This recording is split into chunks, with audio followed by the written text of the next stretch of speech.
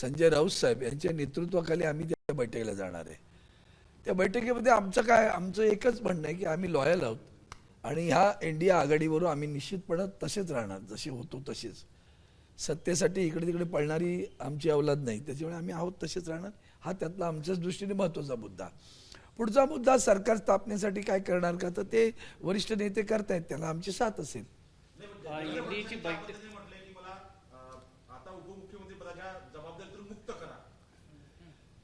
त्यांनी जो राजकीय व्यभिचार मांडला, त्या राजकीय व्यभिचाराची परिणती आहे. आज त्यांना कळ असेल कपट फार काळ चालत नाही आणि ते कधीतरी उघडकीस येतं.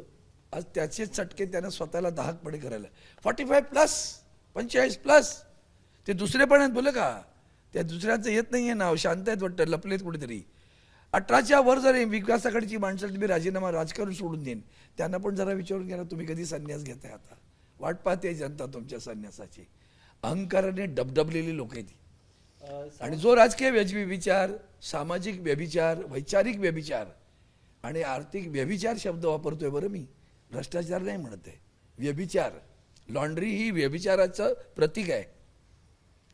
असा वैचारिक व्यभिचार ज्याच्या अधिष्ठानं उभा राहिला त्याचं एक प्रतीक म्हणजे देवेंद्र फडणवीस. पण ते नव्हे, त्यांच्या मागे 2 जण आहेत ना, ते कसे चूक लपतील. त्याच्याशिवाय त्यांनी एवढं केलं का? हा व्यभिचार त्यांनी उगाच केला, कोणाच्या तरी सहकार्यच केला ना. आमचाही एक व्यभिचारीच त्यांना भेटला ना. मग हे व्यभिचाराला देणारे, म्हणजे मी एक आठवण सांगतो कसे वंदनीय शिवसेना प्रमुख वागायचे.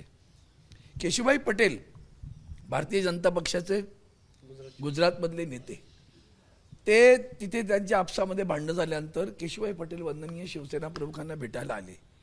ताबडतोब त्यावेळेला प्रमोद महाजन सर किंवा आणखीन आमचे मुंडे साहेब हे सगळे अग्रणी असायचे भारतीय जनता पार्टीच्या. ताबडतोब त्यांचा फोनाफोनी साहेबांकडे भेटवर काय चाललंय. केशुभाई साहेबांनी सांगितलं, मी निष्ठेनं युती पाळतो बरं का. केशुभाई पटेल माझ्याकडे येऊ शकतात, माझे दरवाजे उघडे आहेत, पण म्हणून मी त्यांना प्रवेश दिला नाही आणि तो दिला नाही शेवटपर्यंत. यांनी काय केलं असतं ते काय पाहिलं की तुम्ही काय केलं ते. म्हणून मी म्हणालो व्यभिचार, हा वैचारिक व्यभिचार त्यांनी केला, त्याची परिणती अजूनही नुसतीच कुदळ मारली, अजून खड्डा आहे या बरकात भरायचा. अमोल कीर्तीकर यांच्या पराभवानंतर त्याच्या संदर्भात तुम्ही राष्ट्रपतींना तिथं सुद्धा सांगा, बोलू आम्ही विषयात. माननीय संजय राऊत साहेबांशी मी या विषयावर बोलेन आणि बघू काय करायचं ते. पण तिथं सुद्धा असंच आहे, हेराफेरीच आहे. आजही आमचा दाट संशय आहे त्या पोस्टल मतदानामध्ये आलेल्या संदर्भात हेराफेरी केली गेलेली आहे. त्याशिवाय अमोल कीर्तीकरांचा पराभव होऊ शकत नाही. महाराष्ट्रात नाही तर उत्तर प्रदेशमध्ये देखील जागा कमी झालेल्या आहेत, पण देवेंद्र फडणवीसच राजीनाम्याची भाषा करतात. ते तुम्ही फार त्यांचं कौतुक नका करू. तुम्हाला दुःख बिक्ख झालं का? महाराष्ट्राचं चरित्र आणि चारित्र्य वेगळं आहे बरं का, ते बिघडवलंय त्यांनी. ती त्याचं तसं नाही झालंय. युपीमध्ये दाखवून दिलं अखिलेश यादवनी. आले ना, कचरा समजता सगळ्यांना तुम्ही. अहंकार रावणाचा पण असाच बुडाला होता, लक्षात ठेवा, कळलं का? आणि ज्ञानेश्वरांनी तर तुम्हाला माहिती आहे ना, भिंत चालवून दाखवलं तर चांगदेवाला. तर भिंतीवरची माणसांनी पाडलं बरं का चांगदेवाला. सावंतसाहेब तुमच्या 2019ला 18 जागा आल्या होत्या, यावेळेस 9 जागा आलेल्या आहेत. हो, कबूल आहे ना. पण तुम्ही एक विसरताय, शिवसेना फोडली, सत्तेचा गैरवापर करणारी. मी आता एक शब्द वापरला काळेसाहेब, तुम्ही विसरू नका बरं का.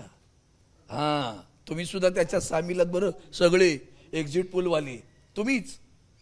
तुमच्याबद्दल सुद्धा चिंता व्यक्त करतो मी, कारण हा 4था स्तंभ जेव्हा असा ढासळेल ना खोट्या बातम्या देण्याने, तेव्हा तुमची विश्वासार्हता संपेल बरं का. त्याचा तरी गंभीर विचार करा बरं.